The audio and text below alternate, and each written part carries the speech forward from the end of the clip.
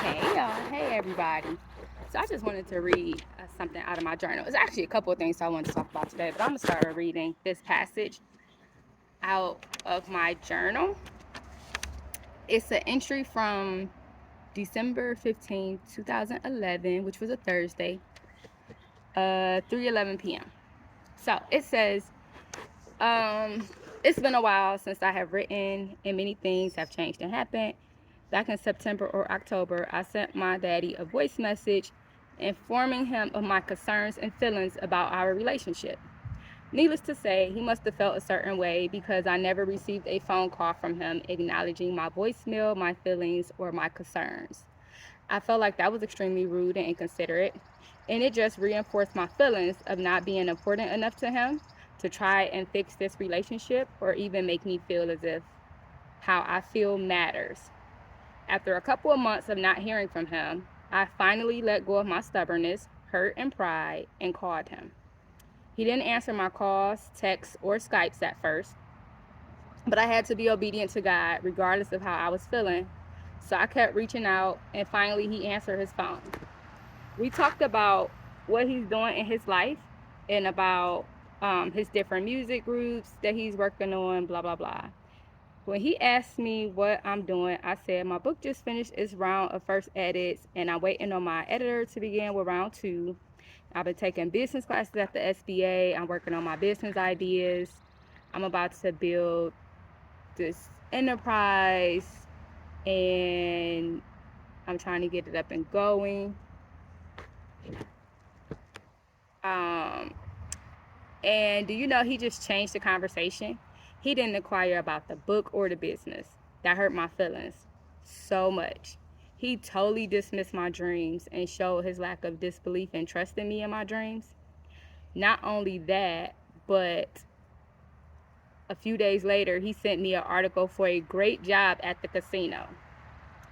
As much as I was hurt by even a lack of interest in my vision, my interest, my desire, and my dreams, I was reminded that most will only believe when they see. And that's great for me because my true supporters will be revealed, and so will the naysayers. And everyone will have their place in my life. I know what God is telling me. I know that God is telling me that my success is what's going to get my dad's attention and even help him out. I have to pray because I may not even want to or care to have the relationship that I yearn for today with him then. When I asked him if he wanted to discuss the voicemail, he told me no, that there was nothing to discuss. I told him there was, and he says, I feel like I feel, and he can't do anything about that at this time, and maybe I'll get over it. No, I won't get over it. Then he commenced to tell me about how much time he doesn't have, and how busy he is, and how he has money to make and groups to produce. At first, I was so angry, but I didn't say much to him except what needed to be said. And then I got off the phone and cried and prayed at his selfishness and blindness. He's chasing money in a dream and ignoring everything that matters, the people who love him and the children who love, adore, and need him. I can only pray that he realizes what he's doing before he pushes us away. I cried because he's quick to defend not being there the first 25 years of my life, and that's fine because he wasn't. So why am I not seeing much of a difference from the first 25 years and these last 4.5 years when it comes to a father? The first 25 years, he allegedly didn't know about me, so I didn't matter. He didn't know me. He couldn't guide me. He couldn't spend time with me. What's the excuse for the last 4.5 years? Enough for him. On to business. So I okay. So with that, with that, I came across that journal entry today. It wasn't one that I was expecting. Oh, my bad. I'm trying to get this thing to stay up here. Okay. So it wasn't I had actually forgot about it. And something that I thought about was how it just took me on a journey of the pain in my life for, I will say, I I always tell people that I don't give a fuck if you blood. Like, if you ain't right to me, I'm not right to you. Well, I ain't gonna say I ain't right with you, but like if you ain't right, I don't have to fuck with you. Like blood thicker than water, I don't believe in that shit. Like, and it's easy for me because I didn't grow up around like a lot of my blood. I had my siblings, but we were, and I have a whatever. But so don't let nobody guilt you into staying around toxic ass family members because they blood. Like, fuck them for real. But for me, I always say, like, I didn't have mommy and daddy issues for real. I mean, I had issues from being in foster care and all of that stuff. But, like, actual mommy and daddy issues, I say that they appeared when my biological parents appeared into my life. Like, oh, my goodness. And that's something that needs to be explored on another level. But, so, when my dad came into my life, this one, I had been under the impression for a few years prior that like somebody else was my dad, and then when I found out that like there was a possibility he wasn't, and blah blah blah, and we took the paternity test and all of that, like he betrayed me. He tried to he tried to come on to me like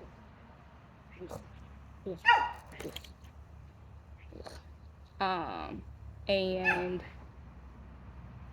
yeah, he was totally inappropriate. So broke that trust. And then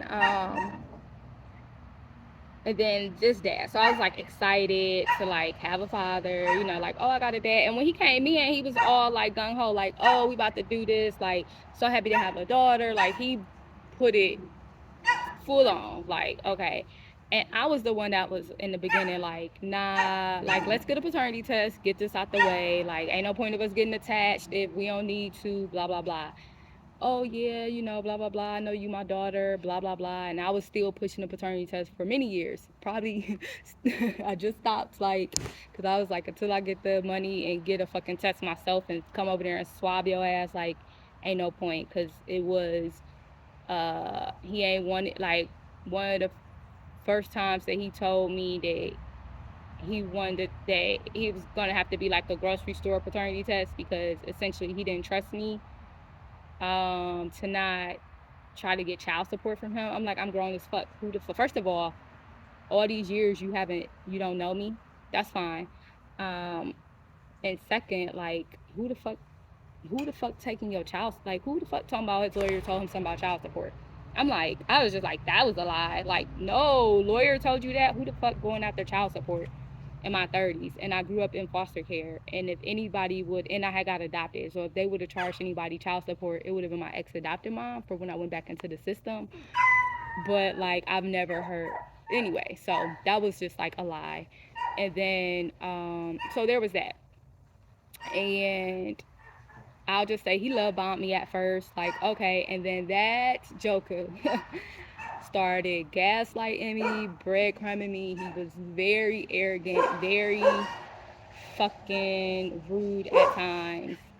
And I just remember just like, okay, like, give it time, understand from his perspective. It's an adult daughter, like he gotta have his own, he gotta figure out his own journey.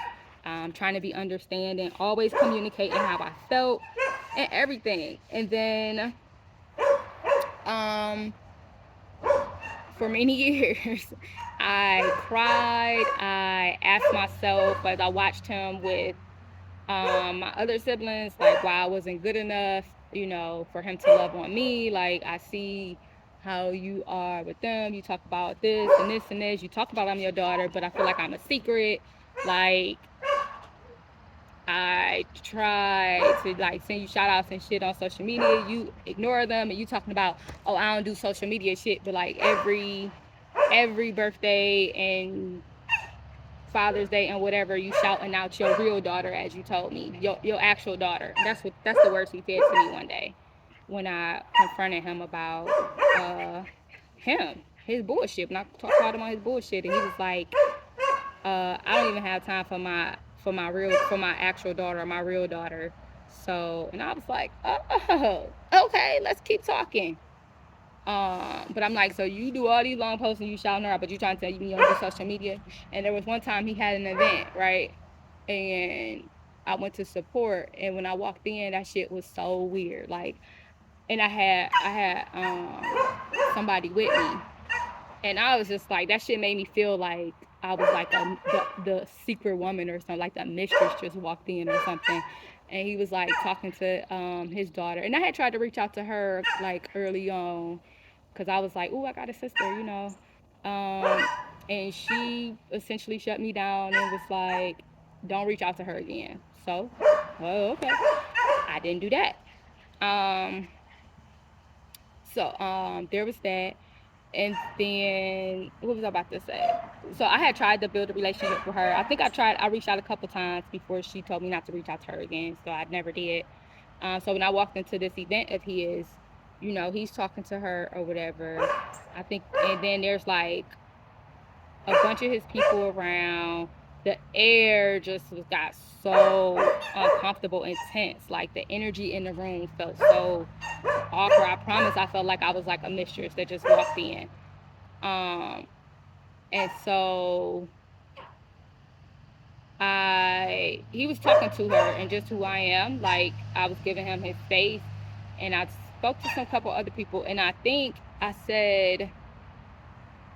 might have walked up to say hello or something, like to greet him, and then he was like, I think he said, "I'm busy. I'm talking to my daughter," like, or some, either I'm busy or I'm talking to my daughter. Like, give me a sec. Like, whatever he said, the way he brushed me off. Oh my goodness, I was like, and I was like, okay, and I turned and I walked away, and I told my girl, I was like, hey, let's go. I was like, we can go. And so when we got outside, she was like, okay, like, I don't want to sound crazy, but was that shit weird? Did that feel awkward to you? Like, did you feel like you was the mistress? I was like, oh my gosh, that's the exact fucking thought that I had. Like, she was like, that whole dynamic was weird. So then we get down the street.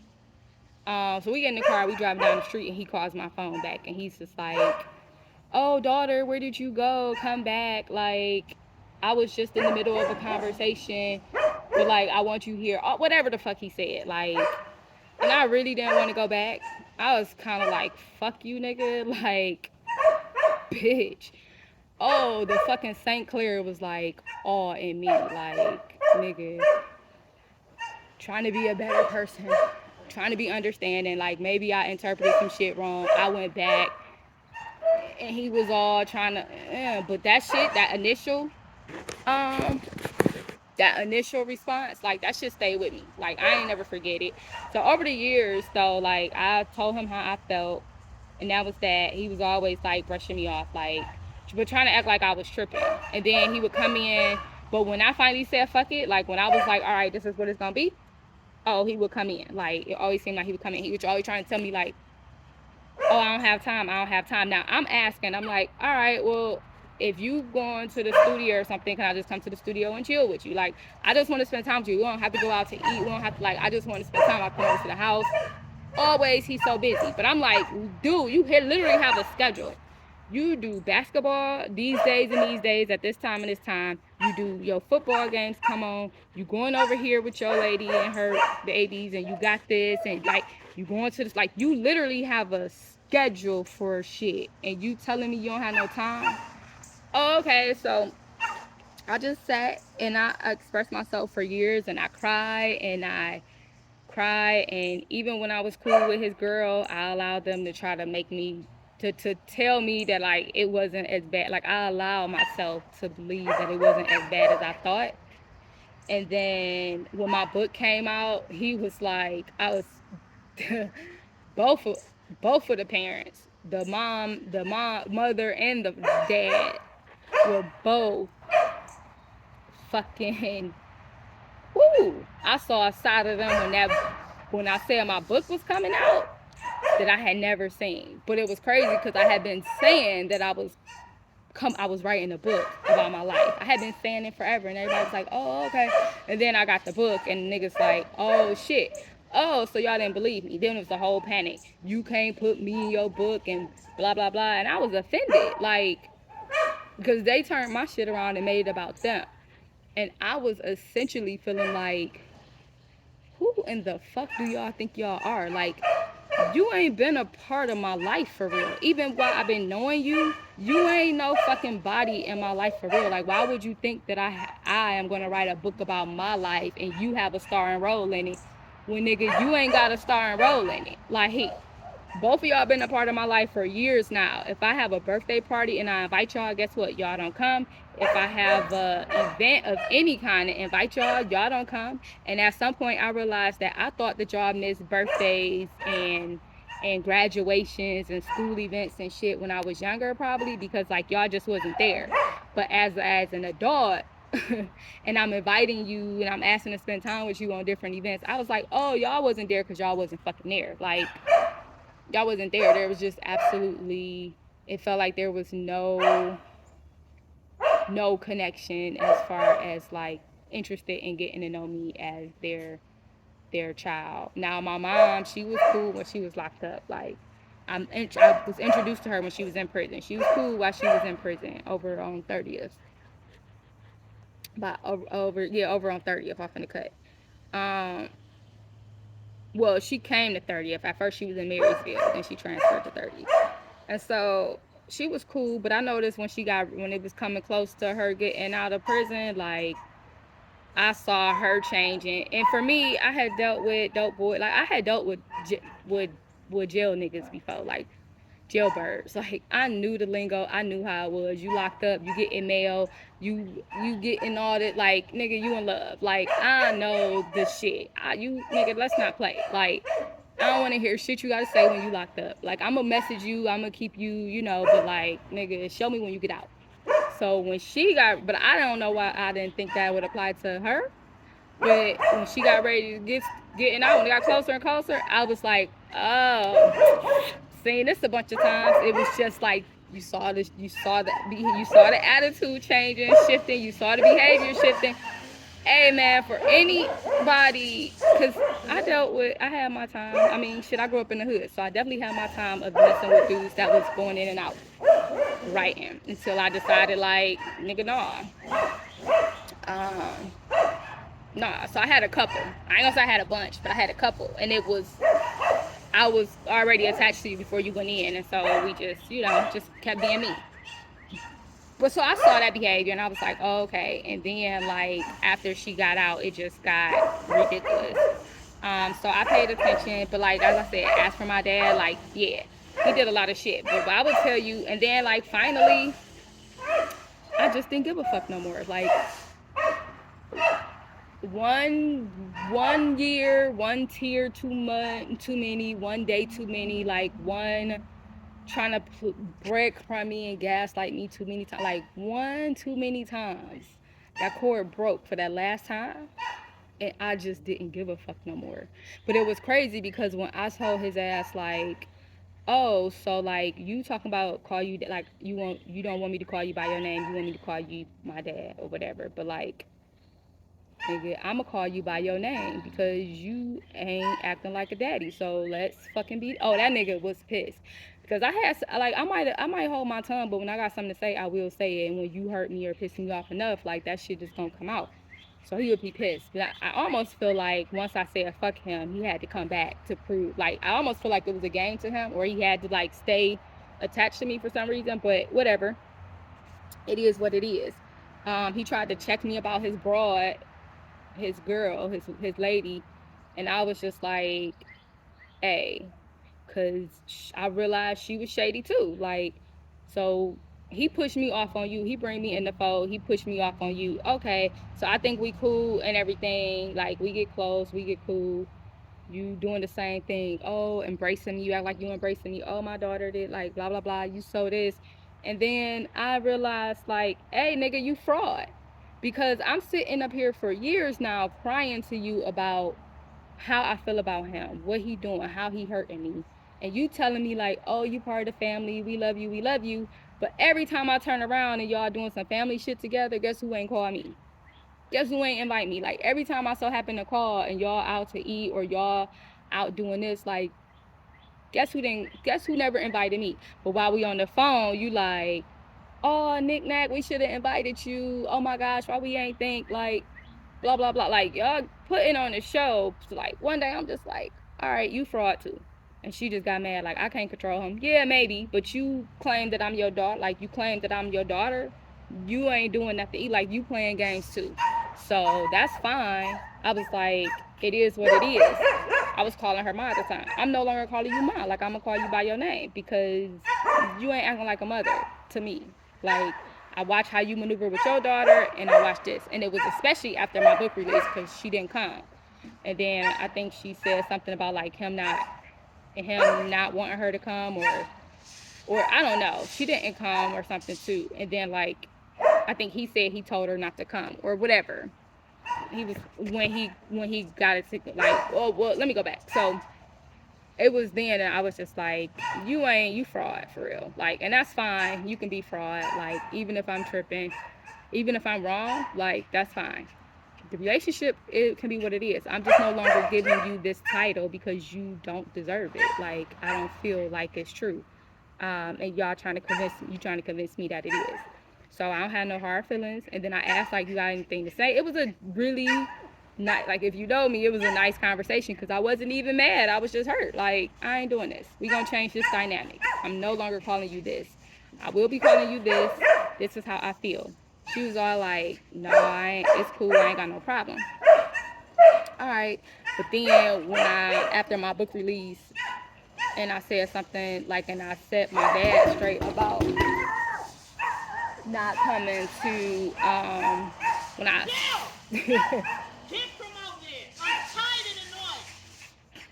when I said something to my dad about not being at my book release and not calling to say happy birthday to me, he was just like, what did he say?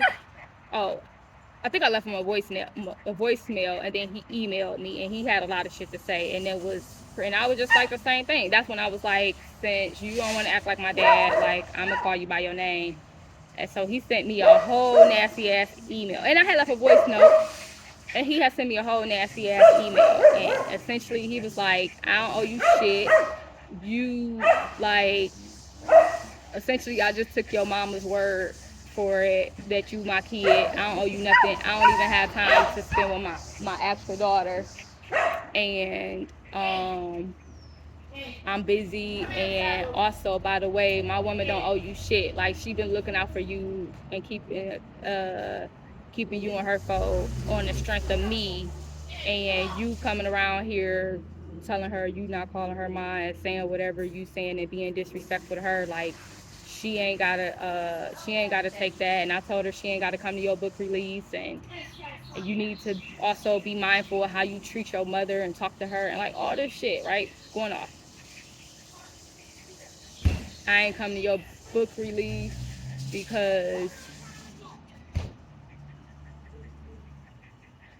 I ain't coming to your book release because you arrogant. Shut up, y'all. Shut up. I ain't coming to your book release because you arrogant. You ain't give me no personal invite. Nigga, it was a book release. I didn't give nobody a personal invite. And for those that was coming, I said I was having a book release. I set the date out and niggas came. Like, who the arrogant one? You know, so he said all this other shit.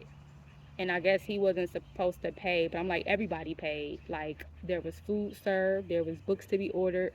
I wasn't putting for everybody paid for their shit.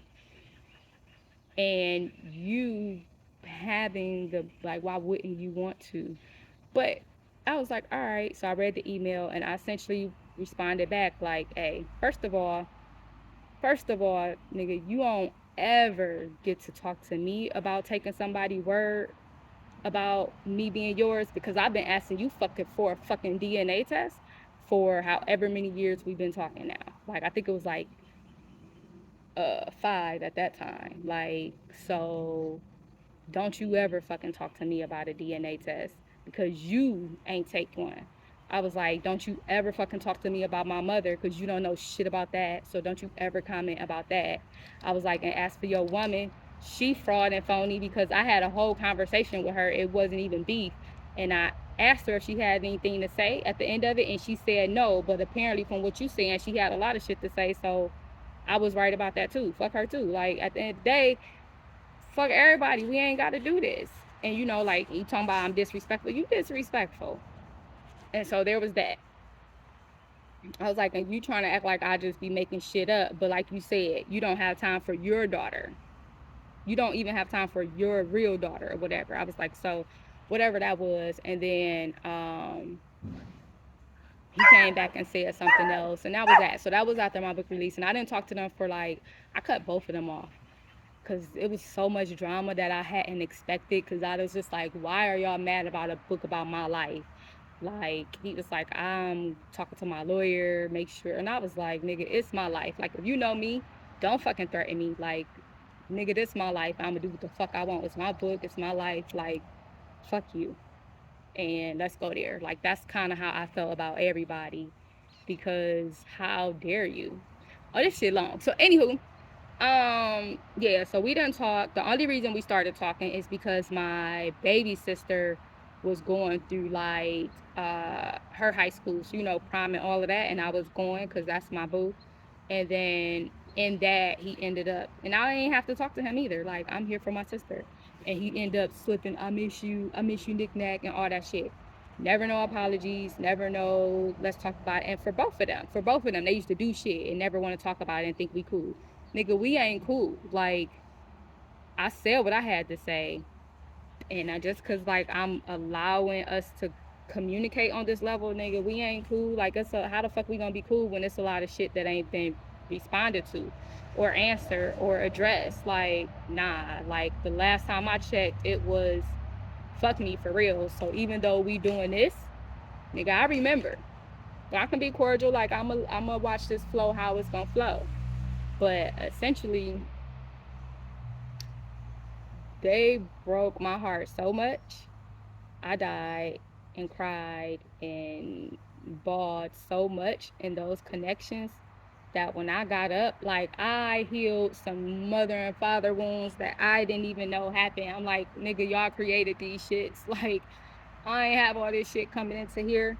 And I allowed myself to be broken down by them so many times. Not just so many times, giving great, like trying to be understanding, and then finally I was like, whatever. And so we were talking sporadically, like not often, because, you know, um, and then when I was out the country, I called him. That was like pretty much it for me. I called him when I was out the country, and I was at an airport that had shut down for the night. I had a layover, and usually I just stay at the airport, like, because it was an overnight layover. But like most of the airports I went to, you just stay at the airport overnight. I don't mind. Like, I'm not about to go. First of all, I'm on a budget. I'm not about to go spend money at a hotel when I just wait around the airport. Like, whatever. Um, and most of the time, like, my luggage is, you know, checked in, so I only would have my carry-on bag. So I'll go outside the airport, depending if I wanted to go through customs again. So this particular night, the airport had closed. I had got there kind of late. I didn't really know that they were closing overnight, and I didn't have the money. I had so much money, and I was like, I can either, but the hotel rooms and stuff were so expensive, and they were so far. So about to get the Uber to the hotel, I was just like, forget it. Like, I'll just stay outside the airport, right? Um, so there was a point in which um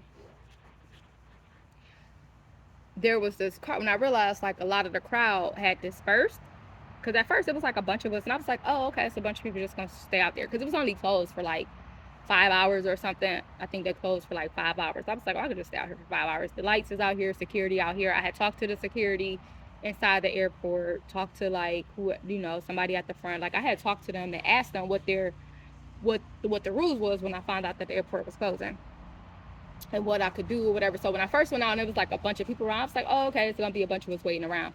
But then like I looked up and like the crowd had been dispersing, and then there was this one car that kept coming around and getting people and taking them off. But like for some reason, when I looked around and I saw it was only a few of us, everything in me with that car, it was like I just sensed danger. Like that shit danger.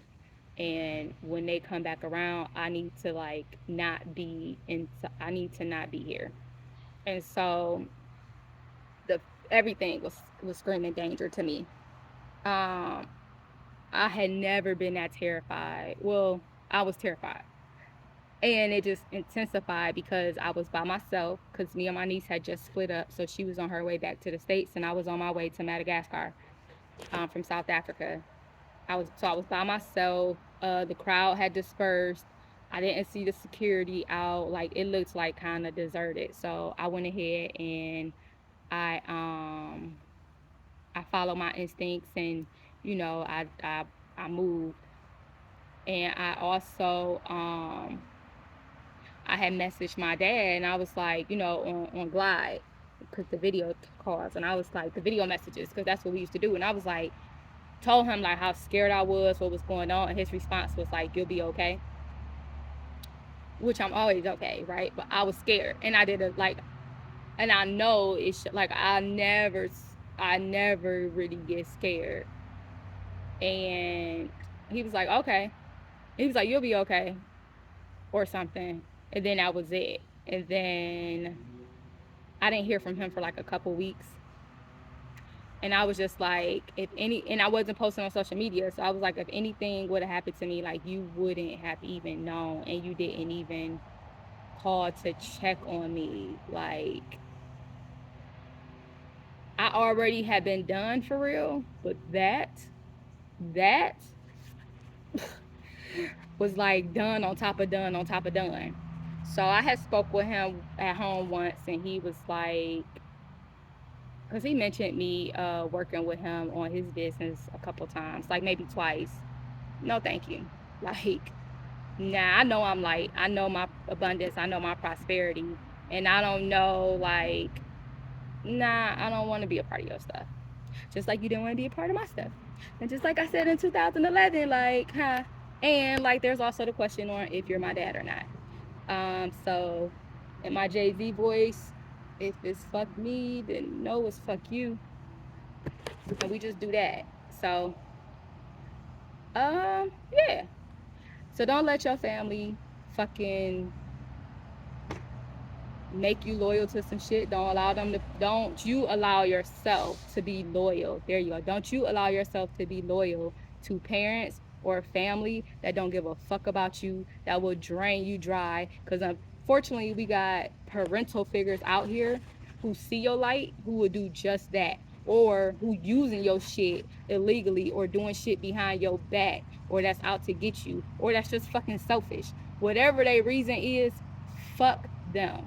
I don't give a fuck if they blood run through your fucking veins. Fuck them. They were just a portal for you to get here. Don't you ever allow anybody to be detrimental in your fucking life. Don't you ever let nobody fucking play with your emotions, play with your heart, play with your mind. Like, when you know that you have given and you know that you've been right, nigga, cut them bitches off quick, because I promise the amount of damage that they will do, the amount of damage that you will experience, the amount of pain, the fucking chaos, like, for they shit, baby, it ain't worth it. I don't give a fuck who it is. Cut a motherfucker out your life, because niggas ain't right. Like, niggas ain't right. And for a girl that like was excited to have a dad, like, he came in acting like he wanted to be daddy, right? Like, play the role, like, be so great. Hey, cutie, hush. Like, he wanted to play this role, and then did the exact opposite. Confused the fuck. Like, the shift happened so fast, I didn't have time to catch up. And then I spent years trying to figure out how to get back to here, or figure out where miscommunication was at, or what happened, or like giving you space, because I didn't understand like how you went from being all in right here, and then like all of a sudden it was like I was fucking nobody. Like, what? Like I'm your enemy? Like, fuck me all of a sudden, but you was the one that came in because you was the one. Like when my mom told me that my dad that I had thought was my dad, that she first originally told me was my dad, was not my dad, and that it was somebody else, I was like, nigga, first of all, why this random confession, and why would you lie? Why would you lie? Like when you came back into my life, or when I came back into your life when I was 18, when I found you and you were in prison, it was essentially a clean slate. Like you could have just been honest, and you started off with a fucking lie that you kept going for years. And it wasn't just my life, like you involved the whole story, your whole family, right? And then like you tell me today that that was a lie and this is the truth, and then you don't give me enough information to like go and find this person, and you try to like not say nothing, like oh, what if I told you that that wasn't your dad, your dad was an artist or something. I'm like, oh, okay, well, I can't draw. Like I made a joke like I can't draw because I didn't think it was serious. Like I would say I can't draw, so didn't get that. And she was like, no, like your dad. And I'm just like, okay. And then she was like, no, serious. And then she tells me the story about them, and I'm like, oh, okay.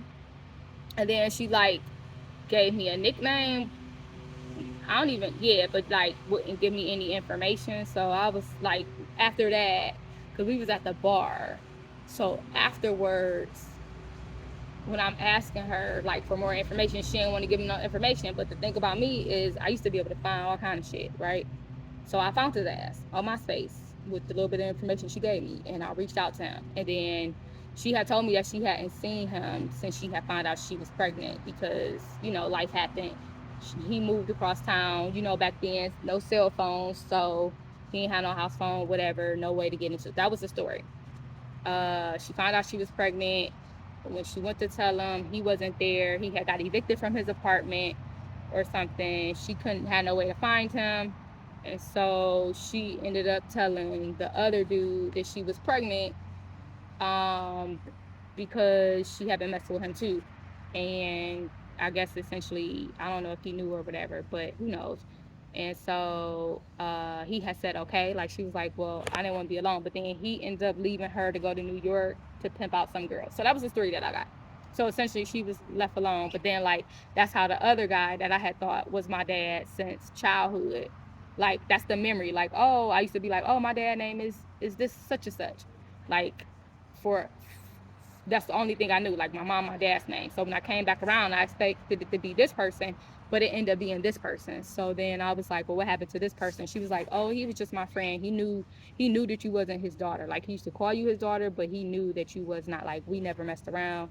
And I was like, okay. And then my grandmother was like, yeah, I ain't heard that story before, but okay. And then that's when she introduced me to this family. So then years later, you telling me, oh no, psych, now you introduced me to this man. And then you said you hadn't seen him, but then after I reached out to him, like a couple weeks later, you come to me. And I think I just said in the MySpace message, like I introduced myself and I was like, my mother's name is such and such, and you know, you knew her back in whatever, and I would like to talk to her, whatever I said, I don't know. But then a couple weeks later, here she come. I'm out at lunch with a girl, with one of my girls, and you know my phone ring. And I almost didn't answer it because I wasn't really fucking with her that much. But I answered it, and she just like, oh, her and my baby brother was walking down Superior, and it just so happened that he rolled past her, and he came back, and he was like, oh, I know that walk from anywhere, and they talked, and she just like, oh, when he said, how you doing? Oh, I got a baby. I got a daughter, and she's such and such years old, and she might be your daughter. And he just like, oh, what? And then call her, like, where she at? I want to talk to her. And then they called me. So I'm at Mongolian barbecue when I get the phone call. And then I sit up here and talk to him. He like so excited, right? Like, so I'm sitting here with you. Look, she called and she just like, guess who I'm with? I'm like, what? She was like, I'm sitting outside with me and your brother and your dad. Like, I was walking down the street, whatever. So she puts him on the phone, and me and him talking, and he just like acts like he's so excited. So then we exchanged numbers, and like, you so excited and you so for it. But even that first conversation, I was like, we can do a paternity test, like, because I had just took a paternity test with my other dad, like, whatever, when I had found out he wasn't mine. So for it was like, let's not even, like, clearly you probably can't be trusted, so let's just take this paternity test and get it out the way. And he was all like, yeah, you're right, but you know, the time add up, I know, blah blah. Then when he seen me and spent time with me, I know you mine, you act just like me, all this shit, right? And I'm still like, paternity test, paternity test, paternity test. And yeah, so there's that. And what, almost 20 years later, still no paternity test. But at this point, I mean, I do feel like I am owed a paternity test because I want to know my lineage. Like, if you ain't, like, I just want my kids to know who their grandparents are, if they are alive and exist, if that's an option. But to have it purposefully kept from me, and all so much fucking deceit, everybody fucking scheming and deceit and lying and shit, fucking liars. Just can't stand people. Like, everybody fucking got an agenda, and just here I go in the middle of everybody else's fucking agenda, and I'm just offering love. Nigga, fuck y'all.